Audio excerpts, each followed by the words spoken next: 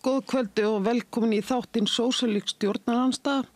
Gestur þáttarins hinn eina Sanna Magdalena Mörtudóttir, nýsettur forseti borgarstjórnar og oddviti Sósíalistaflokksins. Sanna, það aldeilis komin ný staða sem mikil breyting hjá þér og hjá flokknum að vera komin í þetta samstarf. Eftir að hafa verið minnihluta síðan 2018, eða ekki? Jú, passar. Já. Þá varst þú eini borgarfulltrúi flokksins en svo bættist einn við þarna 2022. En getur þú svona sagt okkur, þú veist, hvað þessi nýja staða breyti fyrir þig persónulega og bara fyrir flokkin? Þetta vegferð sem að Sósíalistaflokkurinn og hreyfingin hefur verið á að við komumst þarna fyrst inn í borgarstjórn maí 2018 og það í fyrsta skipti sem við í rauninni bjóðum okkur fram til setu í borgarstjórn Reykjavíkur og rauninni fyrstu svona kosningarnar sem við tökum þátt í og það var mjög ánægilegt að komast þarna inn og kjörtímabil alltaf 4 ár og þannig það alltaf kosið á 4 ára fresti til sveitastjórna. Og þannig að Reykjavíkurborg sveitafélag, þannig að það alltaf kosið á sama tíma borgarstjórn, bæjarstjórn. Og svo mitt eins og nefnir 2022 að í þeim kosningum að þá bætti við okkur auka fulltrúa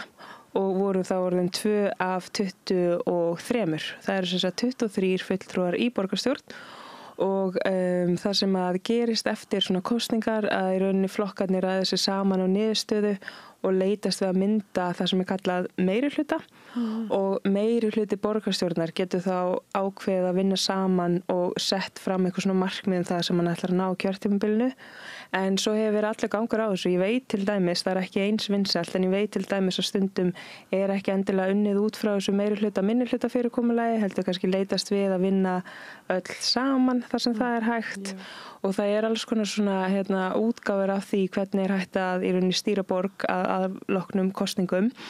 En það hefur verið svona algengast í Reykjavíkurborg að það sem sagt myndaður meirihluti og það þarf þá að lágmarki 12 borgarfulltrúa til þess að mynda meirihluta. Og þannig að sá meirihluti sem að varð að veruleika árið 2022 var sem sagt myndaður af borgarfulltrúum flokka, 4 flokkar sem koma þeim meirihluta, það var Framsókn, Samfylking, Píratar og Viðreisn og hinir flokkarnir voru þá í minnihluta. Og það sem að gerist auðvitað eins og við örugglega flest öll vitum að meirihlutin springur. Skyndilega, þetta virðist að vera svona frekar einhliða ákvörðun þáverandi borgarstjóra Einars Þorsteinssonar. Allavega svona sá maður kannski ekki mikinn aðdraganda svona fram að þessu að þetta því niðurstaðan, en þá sem sagt staðan svo að þeir flokkar sem að í borgarstjórn farir bara að ræða saman og sjá hvort það sé eitthvað svona samstarfsflötur og hvort að við getum tala okkur niður á einhverja niðurstöðu og úr var þá samstarf 5 flokka, Samfylkingar, Pírata, Sósíalistaflokksins, Flokksfólksins og Vinstri grænna og þetta í fyrsta skipti sem að 5 flokkar mynda þá það sem gjarnan kallað meirihluti. En það sem að við leggjum áherslu á, við tölum mikið okkur sem samstarfsflokka og dálítið að reyna að vera ekkert að nota svona hugtökin meirihlutin alltaf, af því þetta hefur svo oft verið eins og ég sé þetta í krafti meirihluta sem meirihlutaflokkarnir ná einhverju í gegn, en við að tala við komum saman, þessi 5 flokkar og við tilbúin að fara í samstarf og við með ákveðin markmið sem við viljum ná fram og við höfum sammælst að ná þeim markmiðum. Þannig mér finnst bara mjög svona fallegt að nota samstarf og allt sem að byrjar á forskeytinu það er mjög gott, samfélag, samstöðin, samheldni, en þetta alveg munur samt að vera í þá minnihluta og í samstarfi við aðra flokka að þá bara, ég myndi segja að það sé miklu meiri svona upplýsingagjöf, svona regluleg upplýsingagjöf, margir fundir þar sem að vera að fara ítarlega yfir hlutina, maður meira að koma að undirbúningi funda, nú ég orðin formaður velferðarráðs og forseti borgarstjórnar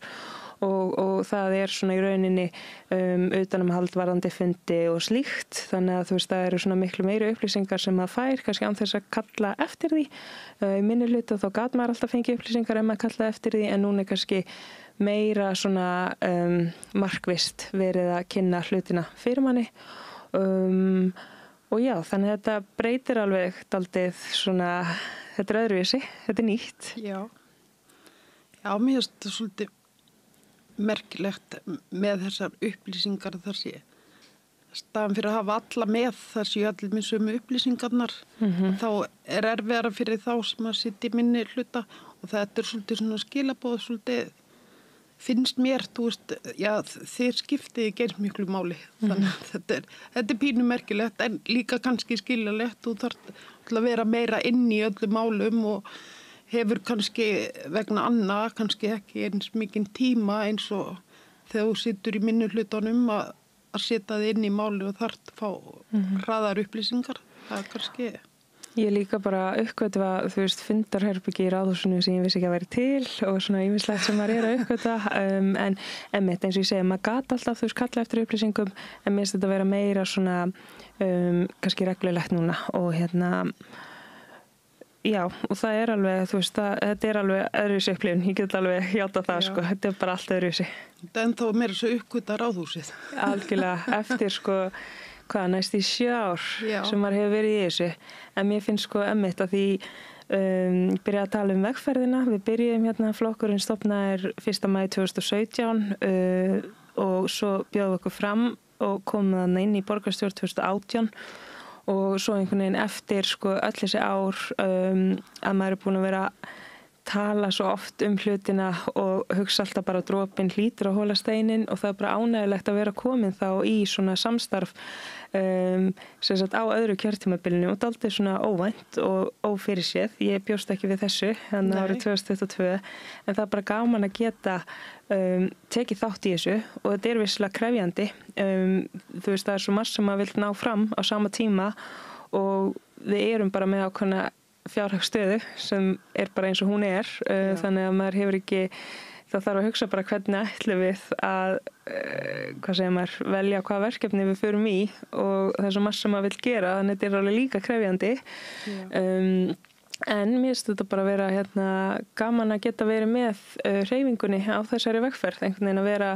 algjörlega bara glænýr í þessu yfir í að svona eflast í framkomu og yfir í það að taka þátt í samstarfi þar sem að það meðal annars fjallaði markvissar aðgerðir gegn lóðabraski og auka félagslegt leiguhúsnæði í samstarfsyfirlýsingu þannig að mér er það bara mjög sósíalískt og mjög ánægð með það svo ég nefni svona nokkuð dæmi úr þessum samstarfssáttmála okkar. Já, ég mitt því ég var að lesa hana samstarfsáttmála þá skynjaði svona breyttar áherslur og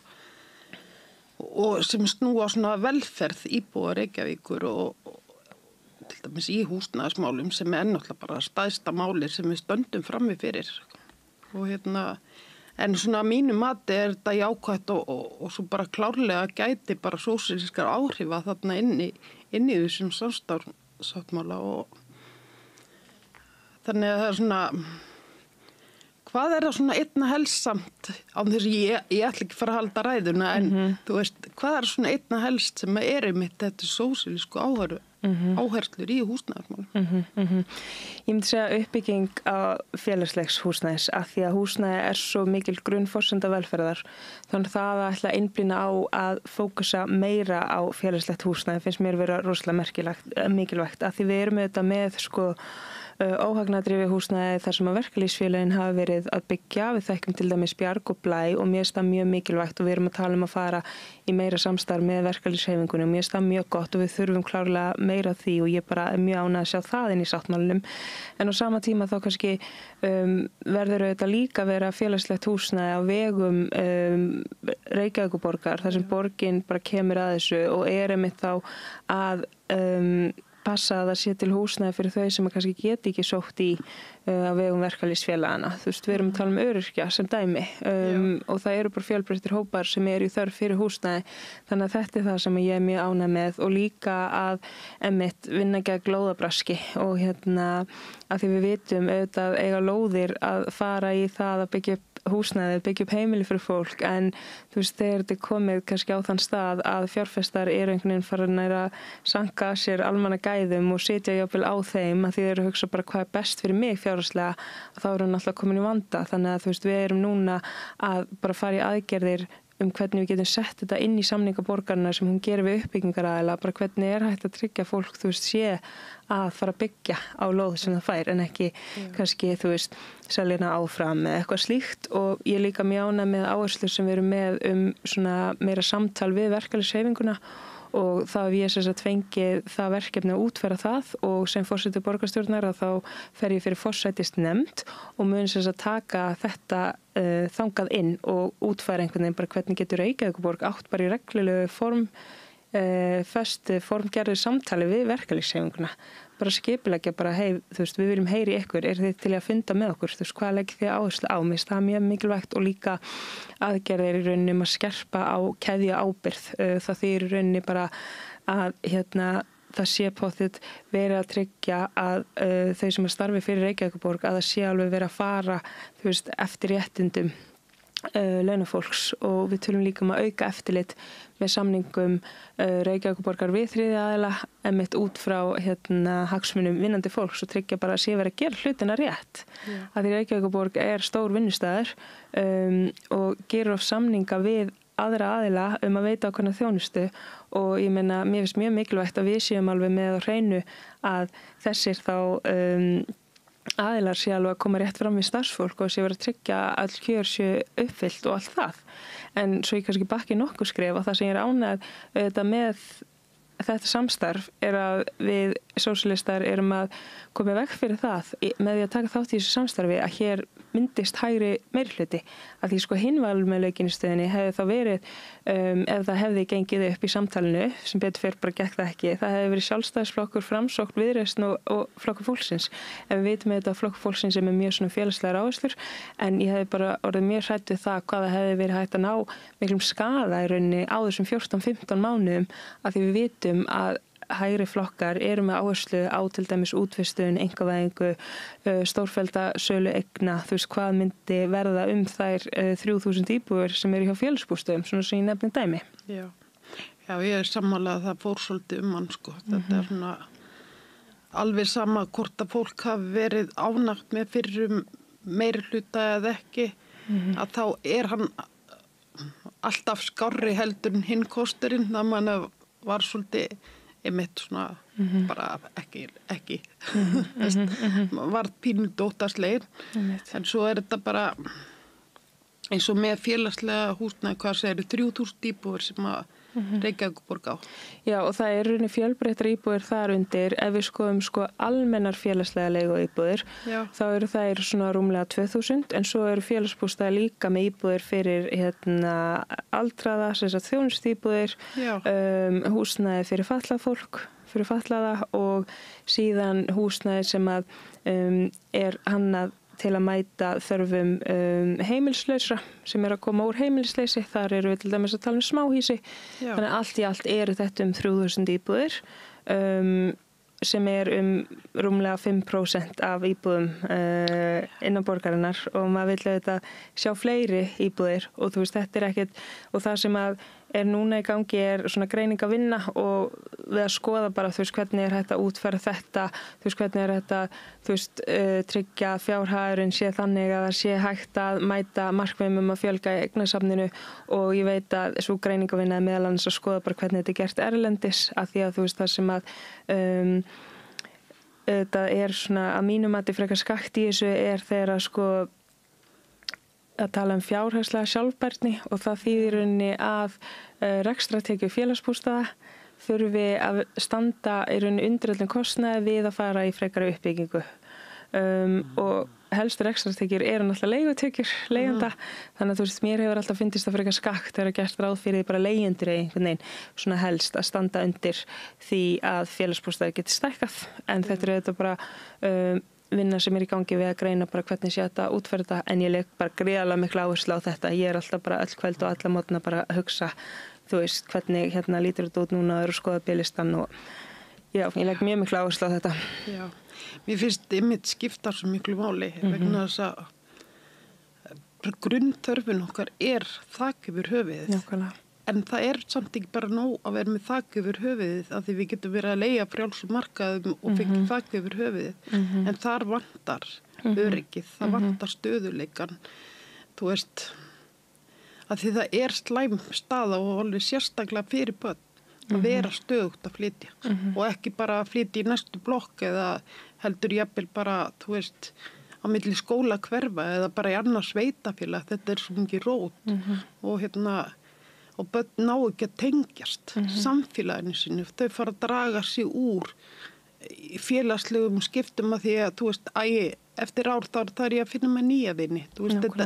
þetta rauninni áföll fyrir börn að þau finni aldrei einhvern veginn öryggi og líka því stöðuleiki líka svo mikilvæg fyrir börn. Skilur, ég meina, ég var svo lánsöm að vera alltaf í saman hverfinu og hef ekki flutt oft yfir æðina, að ég á ennþá vini síðan ég var bara smákrakki, skilur. Og hvað ég tengdist mínu samfélagi vel, sem að ég lifi alltaf á, þú veist. En ég sé bara börn í dag, þau hafa þetta ekki. Þeirna bara skiptir þetta rosalega miklu máli að borgin sé að byggja, sé að tryggja fólki öruggt húsnæði sem að það getur fengið en að stöðuleika, þú veist. Og þess vegna fyrir utan það að vera alltaf að flytja er bara rándýrt, sko. Og þess vegna svo ánægð að þessi yfirlýsing, hún að einhvern veginn skoða þetta út frá ólíkum áttum. Það einmitt meira óhagnadrifið, meira félagslegt, fyrirbyggja lóðabraskið. Þú veist, hún að taka þessa 3 félagslegu þætti sem mjög mikilvægt að taka þessa 3 samfélagslegu þætti og þó við náum ekki að byggja, þú veist, 10.000 íbúðir og 14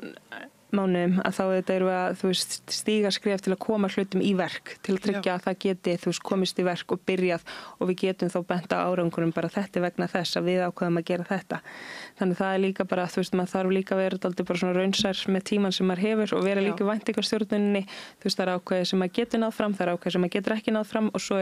ákveðni hlutir sem maður getur byrjað að gera svo að það geti raunverulega orðið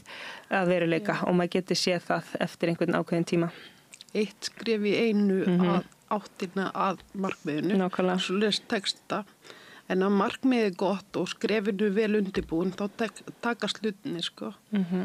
Bara, já, mér líst mjög vel á þetta, sko. En svo þið að tala líka svona uppbyggingu skipulögum svæðum í samráði við íbúa og leita samstarf við ríki uppbyggingu og ríkislóðum. Við erum að tala bara hvaða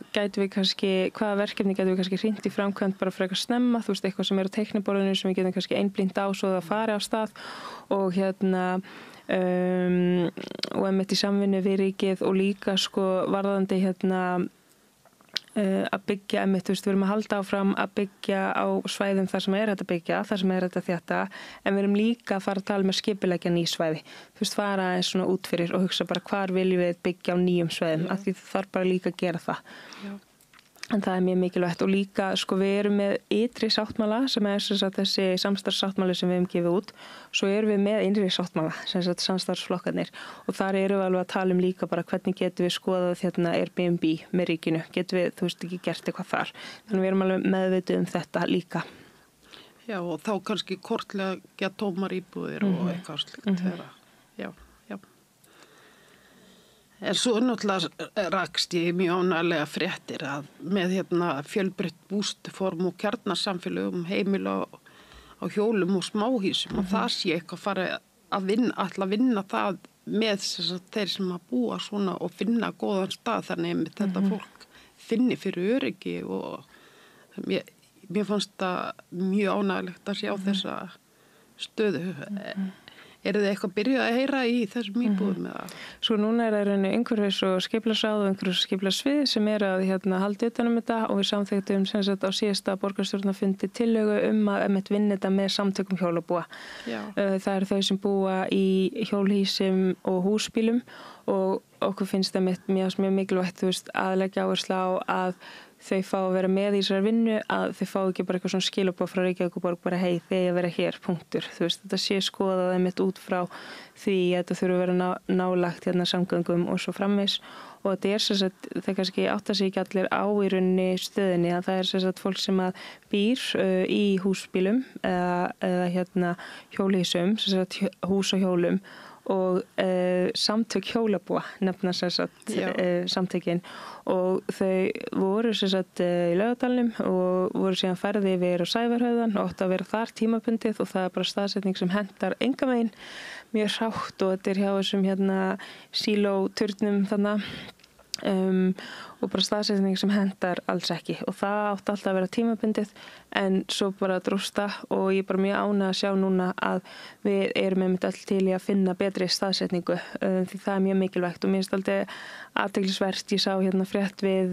fulltrúa Sjálfstæðisflokksins sem var eitthvað á móti þessu og ég hugsaði bara er það ekki Sjálfstæðisflokkurinn sem alltaf að tala enga forræðishyggju og leyfa fólki að lifa eins og það vill lifa og eins og það vill búa. En ég get alveg viðurkennt að fyrst að ég kannski þekkti ekki svona nægilega vel hvernig í rauninni íbúar upplega það að búa í húsi á hjólum. Þá var ég alveg svona, ég get alveg viðurkennt það fyrir mörgum árum. Þá var ég alveg skeptísk, ég var smá bara eitthvað býttu maður á nú ekki verið að tala fyrir þessu, þurfum ekki bara öll örugt heimili úr steypu og fast við jörðina og eitthvað svona sko. En svo bara, kynnist maður fólkinu og fyrir að tala við fólki sem býr í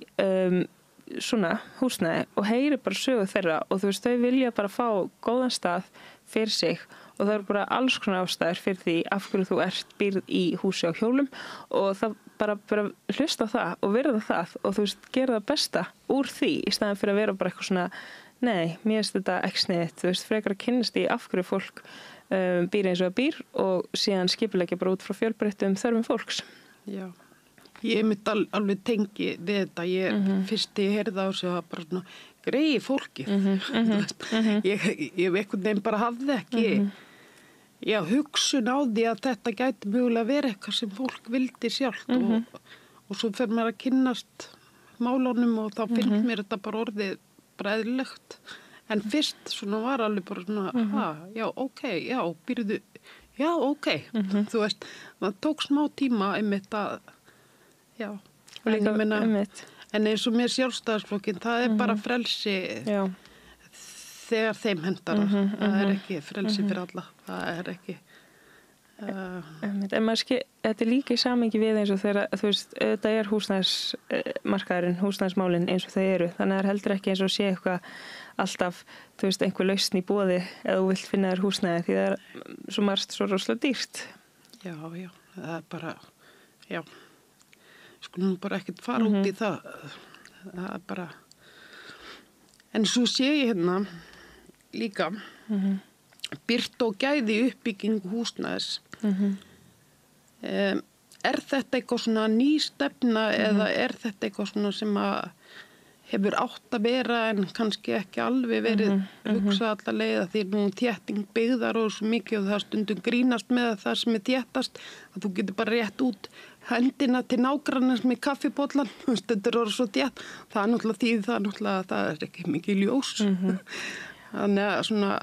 og líka bara eins og áætlu byggð við keldur og nágranni, íbúar þar eru frekar ósáttir þeim svona og samkvæmt svona teikningum sem ég sé þá þetta svona eins og sé fyrir að byggja virki í hringinn kringum rótgrói hverfi og jafnvel sko byggingarnar séu hærri heldur en byggingarnar sem eru nú þegar þannig þá eru þeir náttúrulega að fara að missa útsýni og jafnvel birtu og annað. Þannig ég bara svona velti fyrir mér þetta eitthvað svona sem að á kannski endurskoða eða Sko einmitt gæði og birta, það er mjög mikilvægt, það er ekki bara hægt að byggja fullt á húsnæði og segja síðan bara gjör svo vel, hérna er húsnæði og íbúðir og nóg til handa öllum. Það verður líka að hugsa þetta í samhengi við umhverfið, hugsa þetta út frá fjölbreyttum mátum, þú veist, hvernig fer fólk svæði, það gangandi, hjólandi, á bíl og svo framvis og þetta það alltaf þannig að þegar það uppbygginga þá, þú veist, fá að sjá skilur myndir, það búið að meta skuggavarp og taka tillit til alls konar svona þátta og svona teiknenda inn í byggðina og áhrif á, þú veist, fyrirliggjandi byggð, en það bara svona aukin áhersla mitt með borgarhönnunarstefnu að segja rauninni bara gæðin, þú veist, við verðum að tryggja gæðin. Þú veist, þegar við erum að skoða einmitt uppbyggingu að umhverfið sé einmitt bara gott fyrir okkur til að lifa í og til að búa í og varðandi keldur, þá veit ég að það í skipulagsferli og það í kynningar og svona samráðsferli, þannig að þetta rauninni dálítið mikið á svona, myndi ég segja, frumstigum og einmitt bara mikilvægt að heyra, þú veist, hvernig íbúar sjá fyrir sér hvað athugasemdir senda inn og síðan skils mér að það alveg eftir að vinna úr því. Já.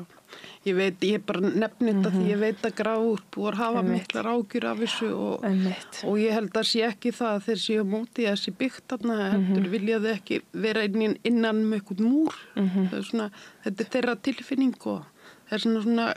kannski ég aðeins að koma inn á þetta sko, að því mér finnst að skipta bara máli hvernig byggt og það sé gert svona í samræmi við byggðina sem nú þegar sko. Svo sammála og líka bara að fólk, þú veist, fá eitthvað það að segja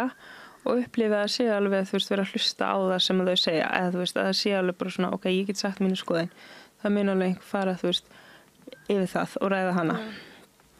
Og þá svona framhalda því, þá langar mig mitt líka svo að koma inn á það sem að kom til fyrir borgarstjórn Reykjavíkur 21. febrúar síðastliðinn sem sagt að leysa sitjandi íbúar frá störfum og fresta kosningum í íbúar á borgarstjórnar og samþykkja að fresta kosningum milli íbúar til loka kjörtíminn og jafnframt leysa sitjandi íbúar frá störfum. Þú veist, hver svona hugsunin á bakvið þetta? Sko, það hafi verið 9 starfandi íbúðaráð í borginni, sem sagt í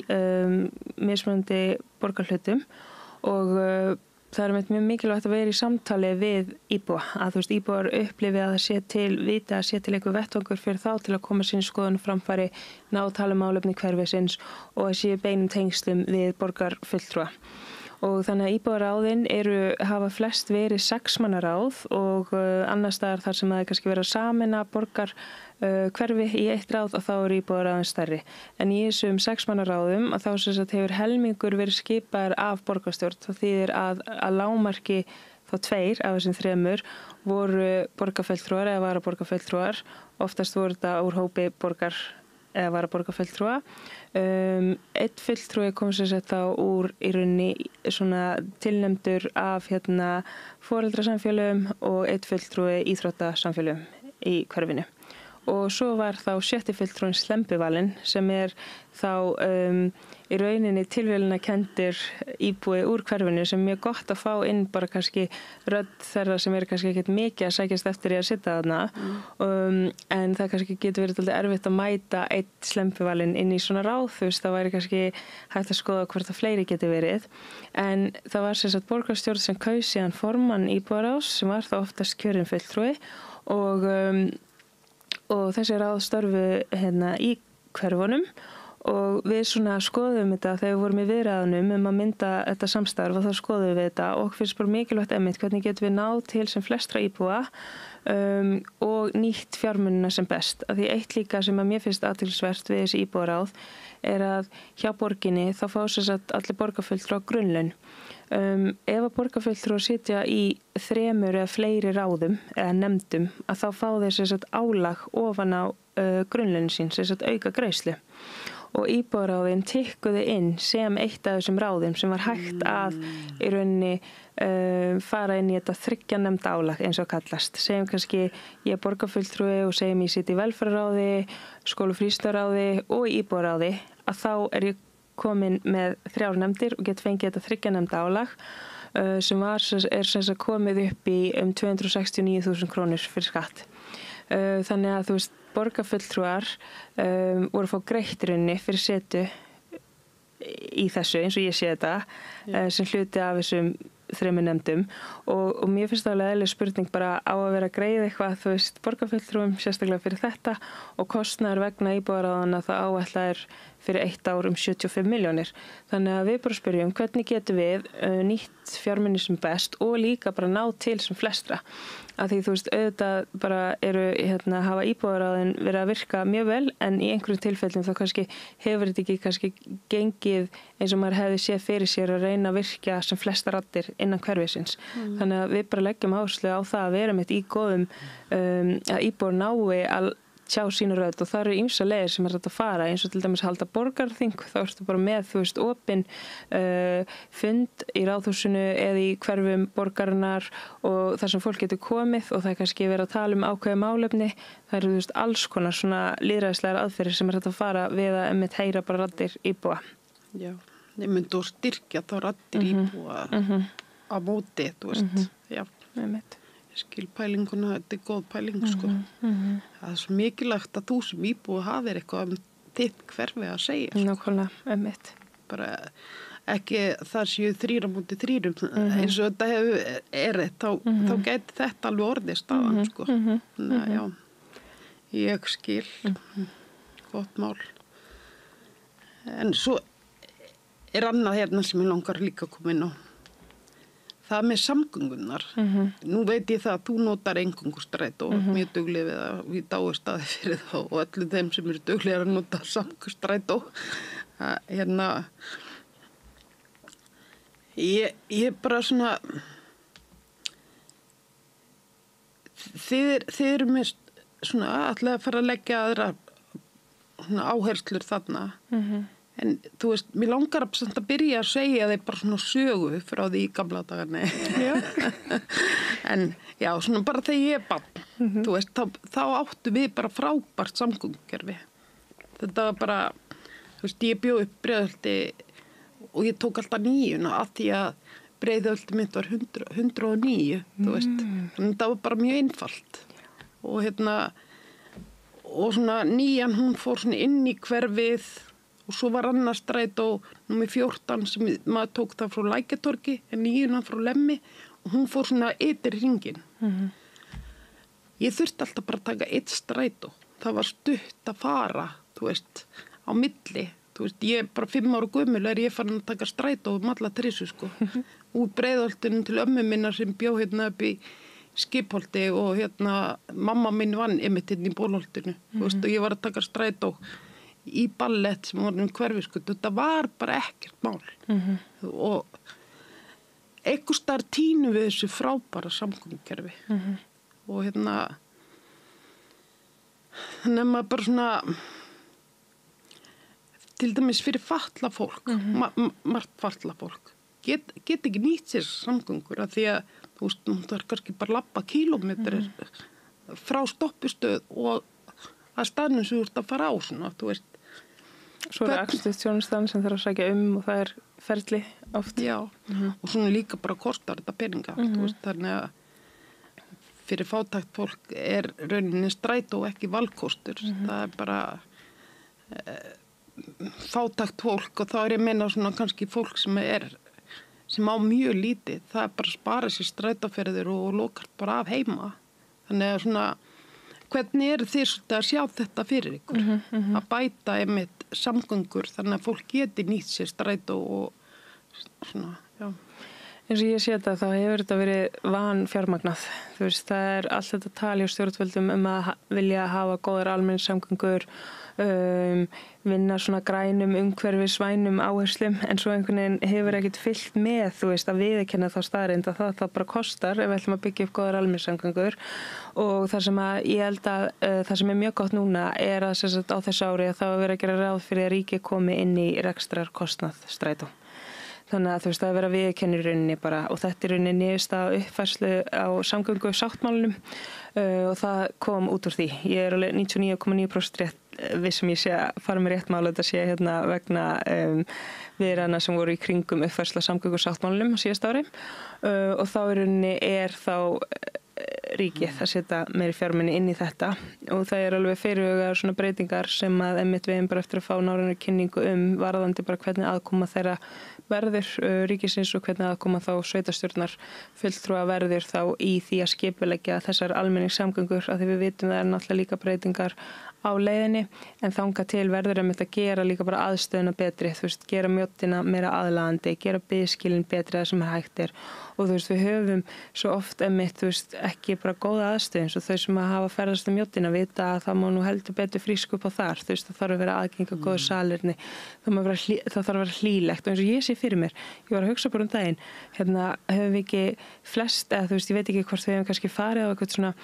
fínan stað eða fínt hótel eða kannski svona fara á einhverju ráðstefnu á einhverju fína stað og það er svona fín sápa og það er svona handaburðir við hliðina og maður getur verið að setja á sig handaburð og þú veist það er allt svo fínt og það er kannski svona ilmkerti og hlýi litir á veggjunum og ef ég ber þetta saman þú veist mjóttina það er einhvern veginn svona skæri hvíti liturinn það er bara svona bekkir eiginlega til að sitja á og ekki svona góður stólar og maður hugsa bara vá hvað maður myndi bara hvað það væri hægt að gera mjóttinu bara það fína það væri bara þetta mála rosa fínt og kannski sita bara eitthvað svona þægilega sófa og eitthvað svona listaverk og gera bara alltaf bara svona virkilega huggulegt og nú er kannski komin aðeins fram úr sjálfum mér en þú veist af hverju með ekki skilabúðum vera þau að þú noti strætó og lappir inn á biðskýla að sé bara eitthvað svona vá vertu velkomin takk fyrir að nota strætó og hérna er þægilegu stóllhandaðir og hérna er allar upplýsingarna bara aðgengilegar og þú veist bara af hverju má ekki hafa þetta bara alltaf almennilegt notalegt. Það er allan að draumasýnin mín en sko að því að borgin í rauninni á ekki skils mér biðskýlið þarna mjótt en þú veist við erum samt með þetta í samstarfssáttmála við ætlum að finna leiðir til þess að hressa upp á þetta því það er bara mjög mikilvægt. Já, einmitt bekkirni sem eru á mjóttinni þetta er eitthvað svona víravirki bara að sitja á þessu og mjög erfitt en mér finnst þetta líka bara strætó er svo mikilvægt þjónasta við íbúa þú veist, eins og ég bara elskaði að ferðast í strætó þetta var bara svo skemmtilegt og þá þurfum við að skoða þetta alltaf í svona efri byggðum inn í hverfum þar þú veist, það er alveg ýmsatengingar sem að við höfum verið að hlusta á og vitum að það er alveg að bæta eins og í Grafarvogi til dæmis Ég gerði hérna tilraun fyrir nokkrum árum síðan þá var kom ég frá Kirkjubæjarklaustri til Reykjavíkur, ég var ekki að bíl, ég fór bara með strætó og svo ætlaði ég að nota strætó meðan ég var hérna helgi til þess að heimsækja vini mína og eitthvað og mér fannst þetta ekki mjög skemmtilegt. Ég var tók strætó frá Hlemmi og upp í Grafarvog og vinkonum ég býr aðeins svona frá Spönginni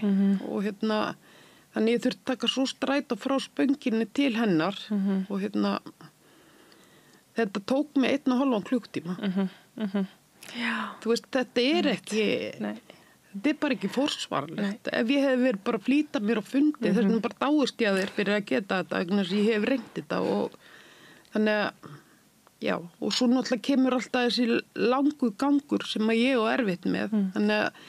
þú veist, ég vona líka að strætó verði eitthvað tíma þannig að þetta verði möguleiki fyrir fatlað fólk að nota. Og sko, ég viðurkenni alveg að stundum á þéttbókum dögum þá hringi ég í taxa en ég líka hef efnaði. Það er ekkert allir sem hafa efnaði að geta tekið leigubíl. En mér finnst þetta svo mikilvægt að því að líka þetta er bara eitthvað þrjóska í mér að því þú veist ég er með bílpróf sko en ég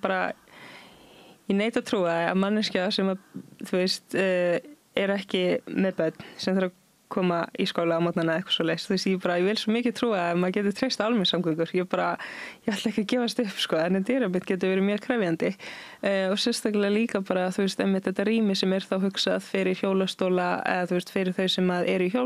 nota hjólastól, fyrir hjól, fyrir barnavagna. Maður hefur líka heyrt ábendingar að þetta rými sé dálítið lítið, þú veist, þú er kannski notar mestmegnis hjól og ætla síðan að reyna að ná vagni til þess að kannski komast heimtíðin, það er kannski ekki allt inn að koma vont veður og þú vilt bara reyna að taka vagnin, að þá kannski ef það eru barnavagnar fyrir, að þá svona upplifir það er ekki pláss fyrir mig, þú veist, þannig að það er líka eitthvað sem ég finnst að mætti alveg skoða, það er kannski meira svona framtíðar markmið varðandi bara kaup á vagnum, þú veist hvernig vagn er verið að kaupa og ég fór daginn í langan bláan vagn, það var alltaf skemmtilegt, ég held að vera ásinn og það var svona eins og gömlu vagnanir, þetta var bara svona risastór svona harmoniku, hvað kallar maður þetta? Þú veist, það kom svona svona á milli, svona tenging. Já, ég fekk alveg svona endurlit frá fyrir tíð og bara með leiðis að ég væri lítið stelp áttir í svona vagni. Já. Það er skemmtilegt. Já. En ég samt alveg náttúrulega mjög gott fyrir því að þú ert að nota strætó, þú ert að kynnast borginniðinni og þú ert líka hefur samgöngunar alveg á hreini, þú svolítið veist bara hvað þarf að bæta það nú, þannig að þrjóskan getur líka alveg komið og góðu nótum, sko. Líka bara spjall í strætó, alls konar fólk þau sem að tala við mann ýmislegt og ég bara kann að meta það, sko, og mjög gott að fá svona ábendingar. Það er einmitt nefnilega gaman í strætó, maður hittir og marga og getur spjallað sem maður náttúrulega bara missir af þegar maður er alltaf á engabílnum, sko. Nákvæmlega. Og líka bara, þannig að það er svona náttúrulega bara vinn-vinn, það er bara fyrir alla að hafa góða samgöngur. Það er bara þessi keðju virkjun sem að maður er að hugsa líka, við erum að hugsa umhverfi, náttúru, annað, ef við tengjum það við, skilur þá bara skiptir þetta rosalega miklu máli. Ég meina, og nú oft talaði einmitt þetta, hvað þetta skiptir máli. Ég held líka bara einmitt, sko, ákveðin svona jarðtenging að þú veist, að þegar maður er komin í fjárhagslega stöð að geta kannski keypt sér góðan bíl, þú veist, þá er maður líka smá í þessu til að vera bara, nei, ég vil vita hvernig þessi þjónusta er og stundum er ég bara ekki alveg að meika strætó og maður er einhvern veginn að hossast og þú veist, þetta er orðið bara eitthvað svona, þú veist, strætó seinna og eitthvað svona, en þetta er líka bara gott, þú veist, þá sér maður bara nákvæmlega mitt eins og segir hvernig þetta er. Já, á meðan við öryrkjarnir sem höfum nú ekki mikið milli handana þurfum við að kaupa okkur bíla svo við komumst að milli staða. Þetta er svolítið svona, já. En vonandi lagast þetta og að því við þurfum að huga þessu. Það er bara, það skiptir öllu máli. Nákvæmlega. Vonandi, en svona,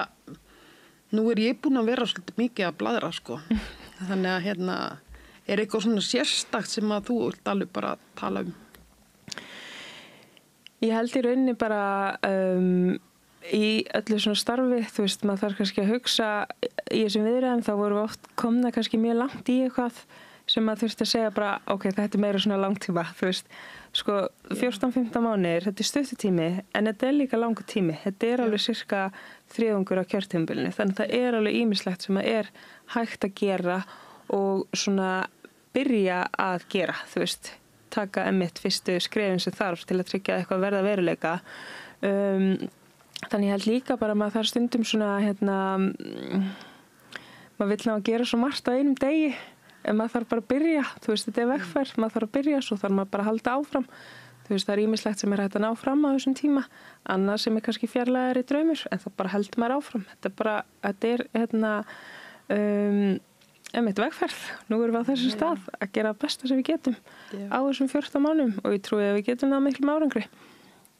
Já, ég hef það líka og líka, það er einmitt líka svo mikilvægt í öllu svona plönum að vera með heildarsýnina, sko. Þú veist, hvað? Ok, við tökum þetta skref, hvert er þá næsta skref og þetta skref, hvað áhrif hefur þetta skref? Þannig að Ég held að þú sést nú alveg með þetta alveg á reyni, sko. Ég legg mjög mikla áherslu á húsnæðið. Húsnæði, félagslegt húsnæði. Ég bara, mér dreymdi bara áætlanir félagslegt húsnæði, held bara í gærnótt, sko. Maður er bara svo upptekinn á því að ná þessu í gegn, fjölga félagslegu húsnæði. Þú veist, finna leiðir, hvernig er þetta byggja upp líka meira óhagnaðardrifið. Bara, þú veist, hugsa, hvað vill maður sjá, hvernig ætlum maður að ná því. Svo bara áfram. Ég er sammála að þetta er það allra mikilvægast. Örugt húsnæði, stöðuleiki fyrir fólk á viðráðanlegu verði. Við eigum ekki verið að sprengja okkur, sko. Við erum að borga 70% ráðstöfunum, tekjum 80%. Þetta er bara eitthvað brjálega. Við þurfum líka að fá að borða og ganga í heilum fötum og skilurðu. En þú er mitt Já, þú einmitt birtir færslu á Facebook núna bara nýlega þegar þú varst einmitt að tala það að var það ekki annars á Facebook? Þegar þú bjóst með mömmuðin í félagslegu húsnæði og borgaðir 48%. Ég sá það var eitthvað að fara í dreifingu sem ég svona, áttaði mig ekki alveg á hvernig ég byrjaði. Þetta var eitthvað, er þetta ekki mynd af mér og mömmu minni í blaðviðtali fyrir einhverjum árum síðan. Ég held að fyrirsögnin sé Mæðgur á götunni. Og þetta er eitthvað sem ég birti á miðlinum X, eins og Twitter, fyrir alveg, fyrir lengu, sko. Og svo sá ég að þetta var komið dreifingu þar sem að, manneskja var sérst að fjalla hvað hann greiddi hátt hlutfall af sínu ráðstöfunartekjum sínum í leigu og við vitum bara hver staðan er. Þú veist, fólk er að setja bara allan peningin sinn í húsnæði og þú veist, húsnæði, þá erum við ekki að tala endilega íbúð, heldur þetta er kannski herbergi sem þú deilir með einhverjum öðrum sem þú þekkir ekki einu sinni og sko ótrúlegt að sjá auglýsingarnar inn á þessum leigu Facebook-síðum að ég var næstu búin að kommenta á einu auglýsingum daginn því að ég blöskraði svo en það var búin að loka fyrir komment, það gat enginn kommentað og maður hugsa bara það hlýtur að vera ástæða fyrir því að þetta var bara eitthvað svona, held ég, risgeymslu eining eða eitthvað sem var verið að leigja út til búsetu og þess að maður hugsa bara hvað er í gangi sko, þetta er orðið svo það er að fara að hólfa allt niður, það er verið að leigja út bara, þú veist, lítil herbyggi á rándýru verði og það er einhvern veginn bara, þú veist, þetta er bara svo ógíslegt að en já, ég var komin að aðeins nokkur skrifa áfram en aðeins þessari grein að þá er þetta þess að grein, það var tekið viðtal við mömmu mína þegar hún var þegar við vorum bara í miklum húsnæðiserfiðleikum að þá var hún bara að greina frá stöðunni hvernig er að vinna á leikskóla og vinna við skúringar og greiða bara nota peningin bara í helstu nauðsynjar en vera samt ekki, þú veist, á góðum stað og einhvern veginn vera bara í þessum erfiðleikum á húsnæðismarkaði þar sem að maður er búin að missa, þú veist, skömmin fyrir var að sagt, þú veist, hei, þú ert að fara að missa þessa íbúð, þarfst að finna þér eitthvað annað, að vera að bilist eftir félagslegu leiguhúsnæði, að vera bara eitthvað hvað ég að gera og ég man eftir þessi tímabili þegar við vorum að skoða íbúður, við skoðum til dæmis eina íbúð sem var ósamþykkt það þýðir að þá hefði mamma ekki getað sótt húsnæðisstuðning til að hjálpa við að þá greiða leiguna. Þetta væri svona svart eins og það er kallað. Svo skoðum við, ég man mjög vel við skoðum líka íbúð í Fossvoginum og þá hefði við þurft að labba inn til fjölskyldunar, einhvern veginn svona í gegnum þeirra eða svona einhvern veginn inn í til að komast inn í, þú veist, þá hlutan sem við vorum að leigja og já, við skoðum ýmislegt sko, þú veist, þegar við vorum bara í þessari stöðu að leita að einhverju og ég mani mitt að ég hugsaði eitthvað svona, ég hef örgulega verið kannski 9 ára á þessum tíma eitthvað svoleiðis og fyrirsögnin var Mæðgur á götunni og ég hugsaði bara já, við erum nú ekki á götunni en við verðum það ef við finnum ekkert bráðum af því þá byggum við mæðgur hjá ömmu minni og sambýlismanni hennar og já, en þetta var staðan þá og þetta er ennþá staðan í dag að fullt af fólki er bara í ömurlegri stöðu út af að húsnæðismálin eru eins og þau eru hönnu til þess að ríki fjárfestar geti haldið áfram að græða en ekki til þess að byggja upp heimili fyrir okkur sem að búum hér í þessu samfélagi. Nákvæmlega. Líka bara, þú veist, ég bara hugsa líka til litlu sönnu. Skilur litla sanna áhyggjur að hafa áhyggjur að því hvort hún muni hvort það er heima, þú veist. Börn eiga ekki að hafa svona áhyggjur. Þetta er líka velferðan. Þetta er bara velferð okkar allra og sérstaklega barnan sem að við veljum ekki að þau sé að því þetta er hálfgerð tráma fyrir börn. Þú veist, og svona óöryggi, þú veist, bara situr alveg með manni að svona varandi ýmsa þætti eins og koma sér fyrir og upplifa að maður sé að fara að vera á staðnum lengi og svona já, þú veist, og líka bara hvað ætla að sé mörg börn í dag, bara ung börn sem eru meðvituð fullt af hugtökum sem það ætti ekki að vera meðvituð því það ætti bara að vera börn að lifa lífinu og leika sér en ekki hugsa, þú veist, leigumál eða tryggingafé eða milliflutning eða eitthvað svoleiðis, sko. Já, nákvæmlega. Ég las grein svona rannsókn og þetta er íslensk rannsókn börn í húsnæðisvanda og áhyggjurnar sem þessi börn höfðu þau voru hætt að bjóða í barnabæli og þú veist svona þú veist, þetta var bara svo þau voru alltaf að flytja milli hverfa, milli sveitafélaga hólurnar alltaf að verða minni og minni, þú veist skömmuðu sín fyrir heimili sín gátt ekki búið vinum, þau voru ekki halda afmæli sín, þannig þú veist, þetta er bara hryllilega staða og við við viljum vera velferðarsamfélag, þar sem við hugsum vel börnin okkar, en svo erum við hissa að börnunum okkar líður ekki vel. Þú veist, þetta tengist allt saman. Ég held ég veit nákvæmlega hvaða rannsókn þú ert að tala ég er búin að lesa þessa grein alveg nokkrum sinnum og þetta bara svo átakanlegt, bara þegar börn einhvern veginn farin að skamma sín fyrir stöðuna og kannski heimilið ekki í góðu ásökumulagi og eru bara eitthvað svona, ég ekki fara að bjóða börnum, þú veist, heim til mín og líka þetta mitt bara eins og þú nefndir áðan, þú veist, að leigjendur hafa minna það að segja í hvað hverfið þau búa, þannig að þú veist, barnið þetta kannski fara að tengjast einhverju, fara að eignast vini í ákveðnum skóla og svo ferðu og flytur eitthvað lengra í burtu, þú veist, það er ekkert sjálfsagt að vinskapur ná áfram að